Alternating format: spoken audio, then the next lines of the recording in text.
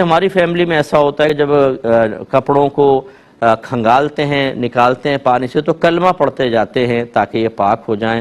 کیا حکم شرع ہوگا؟ اللہ تعالی ہماری ایسی بہنوں پر بہرحال رحمت نازل فرمائے کہ جنہوں نے ایک نیا دین اپنے گھر میں وضع کر لیا اور انہوں نے اصل دین کو سیکھنے کی کبھی زحمت گوارہ نہ کی. اسی لیے میں گزارش کرتا ہوں آپ کے بڑے بہت بڑے ہوں گے، بہت اچھے ہیں، اللہ اگر وہ فوت ہو گئے اللہ ان کو جنت الفردوس میں اعلیٰ مقام عطا فرمائے، لیکن گھر کے بڑوں کا ہر کام صحیح ہو یہ ضروری نہیں ہے.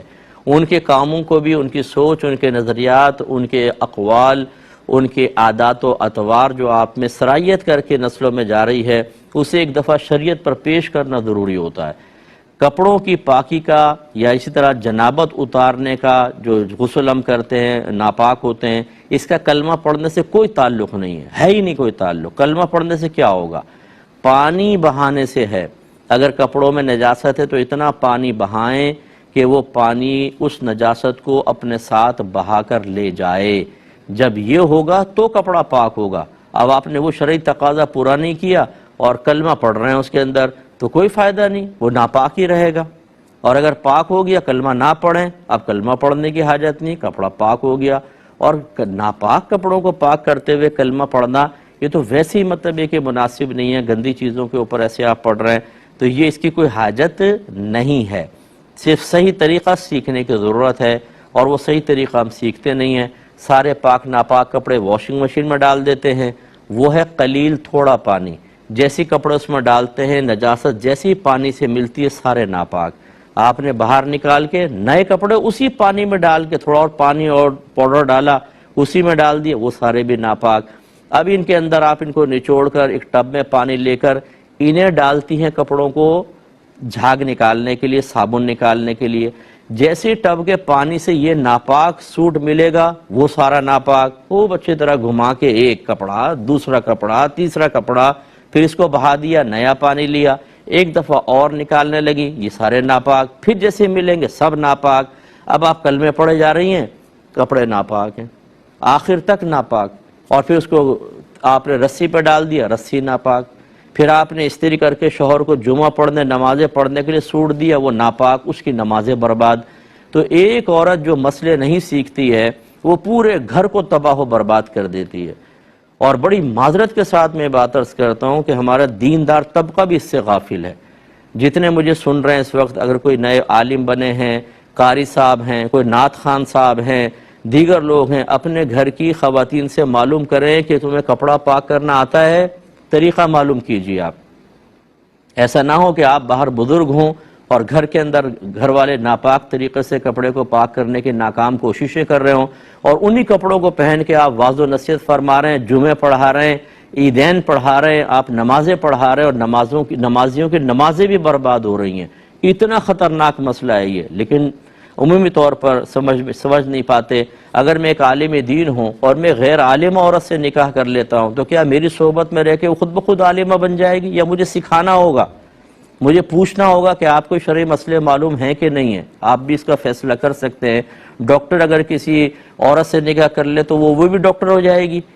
پی ایچ ڈی والا کسی لڑکی سے نکاح کر لے تو وہ خود بخود پی ایچ ڈی ہو جائے گی. ایسا تو نہیں ہو سکتا، سکھانا ہی پڑتا ہے. اس چیز کو سمجھنے کی بہت ضرورت ہے. مجھے ڈسٹ الرجی ہے اور اکثر سردیوں میں مجھے اس کی وجہ سے نزلہ زکام رہتا ہے.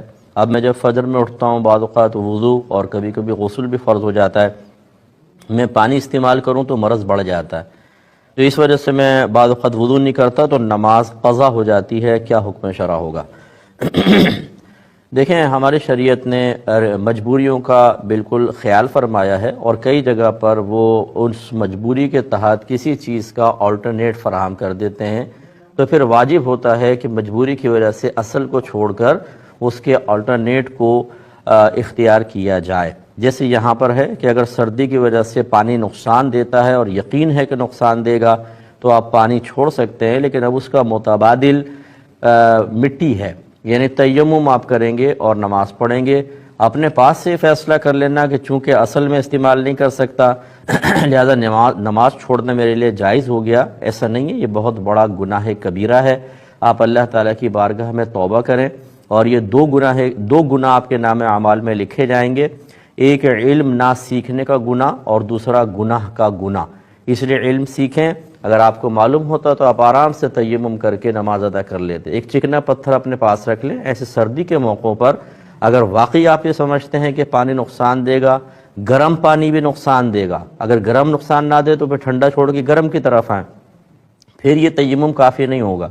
لیکن اگر دونوں قسم کے پانی نقصان دیتے ہیں تو وہ چکنا پتھر اپنے پاس رکھ لیں اور اس سے آپ تیمم کر لیں، انشاءاللہ مسئلہ حل ہو جائے گا۔ سردیوں میں گھروں میں جو اونی چپل پہنتے ہیں، کیا ان کو پہن کر نماز پڑھ سکتے ہیں؟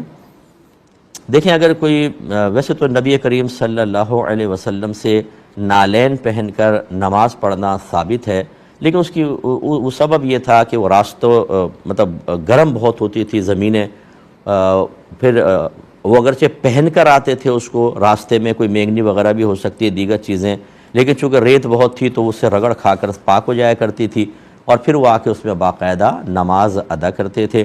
تو وہاں ایک بنیادی چیز تھی کہ پہلے وہاں پر قالین نہیں تھے، کوئی چٹائیاں نہیں تھیں، مصلے وغیرہ نہیں تھے، اور مستقل کھڑے ہو کر گرم زمین کے اوپر نماز پڑھنا بہت دشوار تھا، تو اس لیے وہ نالین پہن کے نماز پڑھتے تھے۔ لیکن جب یہ علت ختم ہو گئی، یعنی قالینیں آ گئیں سب کچھ، تو پھر اب آپ دیکھیں کہ مسجد میں جوتی پہن کر آنا منع ہوتا ہے، تو اب یہ ادب کے خلاف قرار دیا گیا۔ وہاں پر بھی اگر غور کیا جائے، اس زمانے میں بھی نبی کریم صلی اللہ علیہ وسلم نے کوئی اس کو ادب قرار نہیں دیا کہ نالین پہن کر یہ نماز کا حصہ ہے، بلکہ ایک اور خارجی علت تھی کہ زمین گرم ہے۔